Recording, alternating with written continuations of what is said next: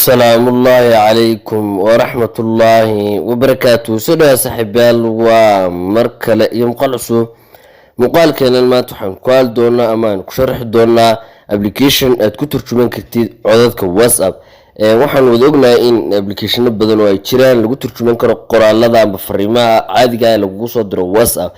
haddaba sidee ayaad u turjuman kartaa codadka WhatsApp? marar badan ayaad la hadashaa dad qalaad ama dad aydan isfahmayn. qofkaas hadduu qoraal ahaan ku soo qoro waxa laga yaabaa inaad Google Translate ama applications kale isticmaashin oo aad turjumatid codadka, laakiin way kugu adkaataa inaad ku turjumatid codadka inaad turjuntid maadaama codkii wax codaya doon application jira. hadda application-ka maanta ku loo wadaagaya wuxuu qoraal ahaan kugu bedeli doonaa codadka WhatsApp. codkii ay kugu bedeli doonaa qoraal ahaan luqadda la leeyahay luqadda rabtid markaad ay ku turjumayay isagoo turjumanayo taysaan ku siinaya sidaas ay ku fahmaysaa oo qoraalkan codkii wixii muhiimadii aad ku fahmaysaa. haddaba goreyn aynu guda galno muuqaalka.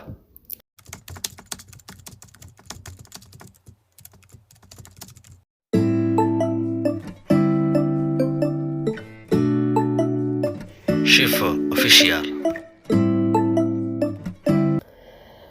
application waa kan ku muuqda magaciisa waxa la yiraahdaa transcriber for WhatsApp. Play Store kana hadaan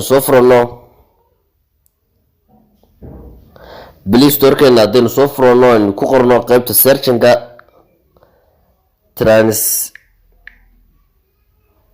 transcriber for WhatsApp. qaab noocaasi ay qormayaa oo ku qor doontaa Play Store-kaaga ama goobtaad kala soo degtid apps-ka. application-ku waa noocan ku soo baxmi doona waxa la degin ka badan 1 milyan oo qof. application-ku markuu qaabkan kugu soo baxmo install oran doonto haatan inuu instagreysay kaliya open oran doona ama soo furan doona permissionskiisa bas loo isticmaalay application-ka boqolkiiba aad ay fududahay. halkan marka saad ka arkaysan waxba inuu siinayo oo de hore weyn adeegsan waa bilowgii. haddaba saddexan dhibcood ee geeska midiga ayaa soo furan doontaa settings aad ka tag doontaa. settings markaad ka tagtid halkan waa languages-ka ay ku siinayaan tusaale language translation luqadda lagu turjumayo. halkan marka laba luqadood ay noo yaalo English iyo Italiana luqadda alaaliye luqadda arabta ka doonaysa laakiin Soomaali kuma jiro oo intaanu sameeyno marka English lagu soo turjumayo English-ga qoraalkaasi turjuman doona marka Carabi hadii ku soo darsano kale hadii kale English-ga laftirkiisa fahmaysidna waa iska caadi. marka qofkii hadda waxaan soo tagnaa WhatsApp-keena waxa dul tag doontaa qofkii codka ku soo duubay qofkii luqaddu ku leeyahay hadii Soomaaliya marka qof Soomaali noo soo duubay tagnaa kadib Soomaaliga aynu u bedelan doonaa luqadeena kale tusaale English oo kale. imka codka waa kan Assalamu alaykum imka saarkasan waa assalamu alaykum assalamu alaykum taasoo kaliya markaad codkaaga sidaa u tuujin doontaa kadib calaamadda share ay ku dhufan doontaa. halkan ayu application-ku si toos ah kaga soo bixi doona markaad la soo degtid. haddaba transcriber ayaan ku soo dhufan doonaa.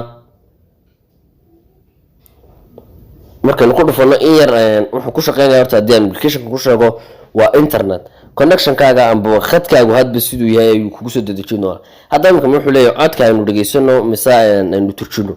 imka transcriber ay noo saaran tahay flaado okay aynu siin doonaa. okay markaanu siino isaga si toos ah imka noo dulgeyn doona application-kii oo kan allowanary inoo turjumi doonana codkeeni. xoogaa xaysiimo marmar ayuu iska leeyahay imka internet-keena inoogu wadaa oo hey assalamu alaykum kaliya ayuu codku haa hey marka halkan copy oran doontaa tusaale ahaan cod labaad aynu duubnay oo waxaan turjumi doonaa ku aynu inagu duubnay waa kan. qaabkaas ayuu shaqeynaya application-kan waa application aad iyo aad faa'iido badan.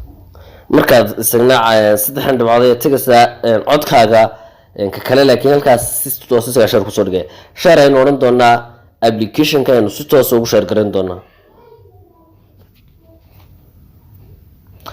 waa kan imka noo wada transcriber ayuu yiri okay aynu siin doonaa si toos ah inoo dulgeyn doonaa application-kii.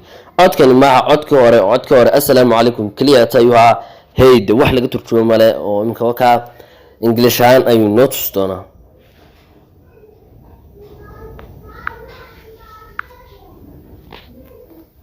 codkan ku celin doonaa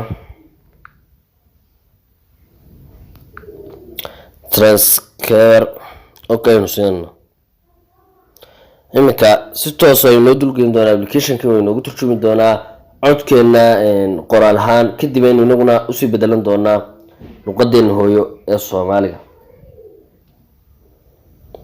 wakamka noo wada internet ahaan amba data amba kolba internetkaagu app ku yahay application ID la yumkin leeyahay tusaale copy aran samarku kusoo turjumo kadib iska soo baxmi doontaa waxaad adeegsan doontaa application-ka hadba application-ka aad wax ku turjumatid qoraaliska tusaale Google Translate hadii uu wax application kugu jirina Google-kaaga soo furan doontaa qaybta search-ka aad ku qori doontaa Google Translate search aad doontaa halka sare isagoo website ku soo saar doona hadaba luqadda la turjumayo waa kalimka English ka dhiganaysaa luqadda lagu turjumayna waxaad ka dhiganaysaa luqadda hooyo ee Soomaaliga bas waxaad jin doontaa copy aad qoran doontaa codsigaaga ku haboon yahay xubinile markuu qoraal ahaan kugu soo turjumo ayaad kadib copy soo oran doontaa waa si turjuman doontaa laakiin Soomaali kuma turjumayo Soomaali kuma jiro English iyo luqado Carabi luqado kale oo far badan oo kugu turjumaya wuu jira oo qoraal ahaan markuu ku soo siiyo codkii